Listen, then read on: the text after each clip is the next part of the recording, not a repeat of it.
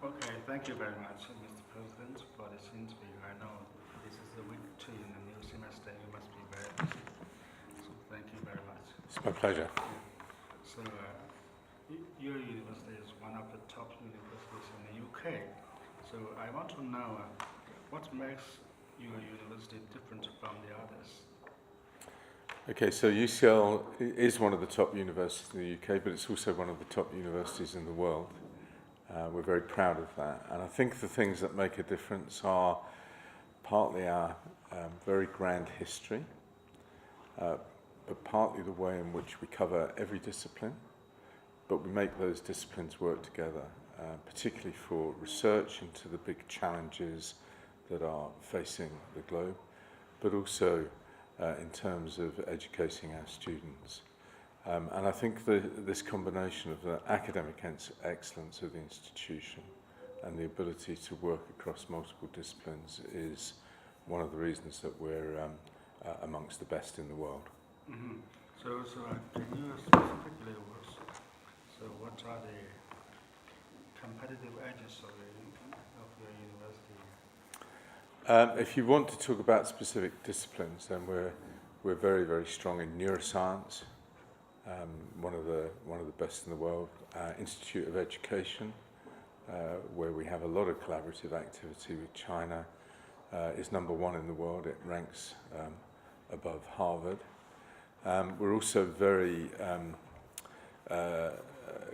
good and excellent in the built environment. So the Bartlett School of Architecture, I think, is absolutely world famous. And similarly, in arts and humanities, the Slade School of Art is another big peak and a big feather in our cap. Mm-hmm. So roughly how many Chinese students currently studying at your university? Well, if we look at international students overall, it's around about 42% of our student body comes from 150 to 160 countries from all around the world. Mm-hmm. China is number one. Mm-hmm. It's the largest group, and about 10% of our students are from China. So that's just over 4,000 students from China. Mm-hmm. And it's undergraduate, postgraduate taught, and postgraduate research. And the numbers are similar in the order of 10% of the student body in each of those categories. So it's very strong, very important country for us, obviously. Mm. So what's your impression Of the students? of the students? Yeah. I think they're fantastic. They're very, very hardworking. They come from amongst the best in China. And obviously with the size of the population, the best of the very best in China is very good indeed. And they come here, they self-select, they want to come for an international experience. I think many of them are excited by coming to London, one of the greatest capital cities in the world. And when they come here, they have a good time. So they work very hard, they get good results. Most of them get good jobs when they return home. Mm-hmm. That's good. So just now you said you've been to China many times. So I think the cooperation between your university and the Chinese higher learning institutions may be high on your agenda in your travels.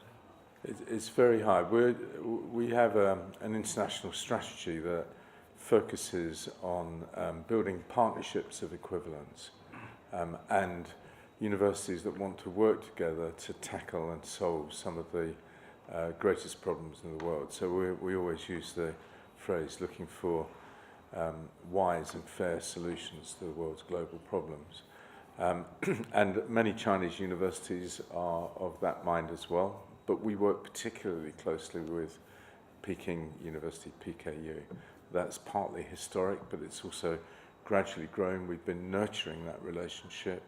We regard PKU as our greatest strategic partner, and they take a similar view of us. So the two presidents and the two senior teams work together with our academic staff to gradually build more and more activity. So any plan for further cooperation with the other universities in China? Definitely. Of course, we also have a close relationship with Tsinghua, and we've got good working relationships with most of the C9. But PKU would be the biggest partner of all of them. So Peking University and Tsinghua universities. And among others, they are trying their best to build the world-class universities. So what's your advice for them? Well, I think they're doing very well. That's the first thing I want to say. Is I think those best Chinese universities are now right up there amongst the best in the world. If you think there are something like 15,000 universities worldwide, to see Chinese universities in the top 30 is really quite extraordinary. So I think they're doing incredibly well, and they are doing it in the traditional way by recruiting the best people from around the world to come and work in their universities, including many Chinese who've worked abroad and now go back to China. It has been a deliberate policy, I think, and that's worked incredibly well. And then also putting together the appropriate facilities. World-class facilities are essential for world-class quality research, and obviously the investments that have been made in Chinese universities are very noticeable and highly likely to keep China very, very prominent on the global stage of higher education. So in your opinion, so what is a successful university and what is successful education? Success for a university is about making a difference to the world we live in.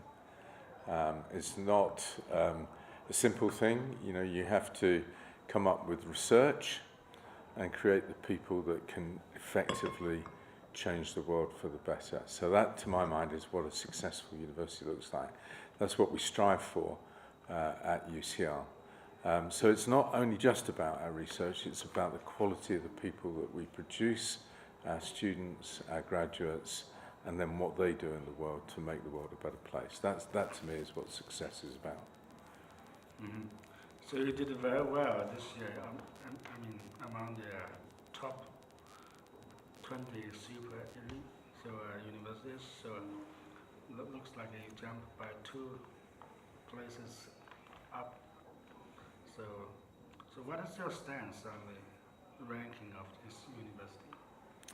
Well, I think all of those rankings have different methodologies. They all therefore have their strengths and their weaknesses. You are right, I think it was in the THE we jumped up 2 places. I think we're now 14th. In the QS I think we're 7th. So what we do is we look at each of those rankings and we calculate the position for each major university in each ranking, and then we take a ranked mean average, which the statisticians tell me is the correct way to do this, a ranked mean average of those 5 different tables. And when we do that, then we're currently in 6th position. And what's interesting is 5 years ago we were 15th, so we've been gradually rising up that table of tables, if I could use that phrase.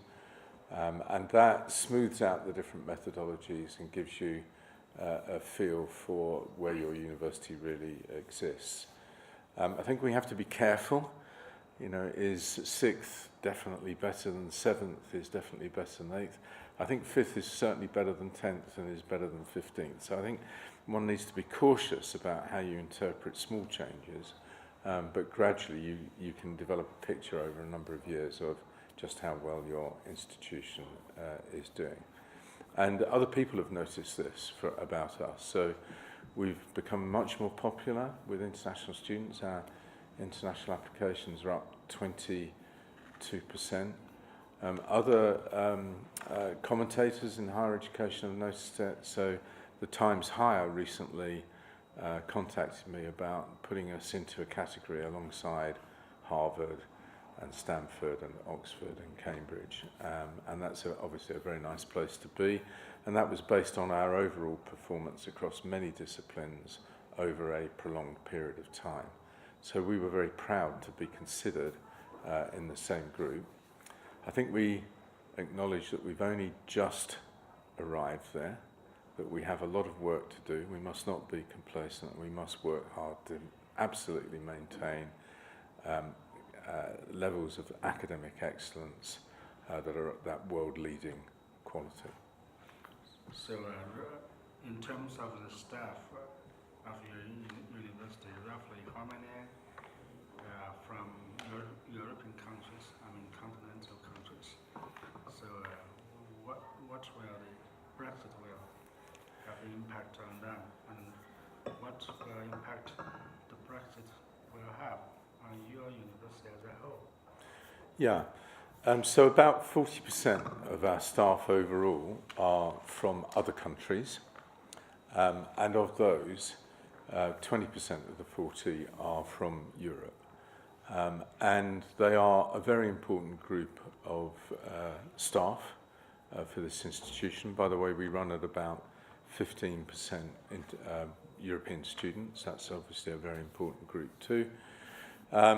And so we are, of course, worried about the impact of Brexit, but we've been working to try and mitigate that by caring for our staff, indicating to them that we're talking to our government about making sure they can stay here, have lives here, that they can move around Europe with relative ease, whatever the immigration policy or restrictions might be in the future, that this group of staff gets looked after, essentially.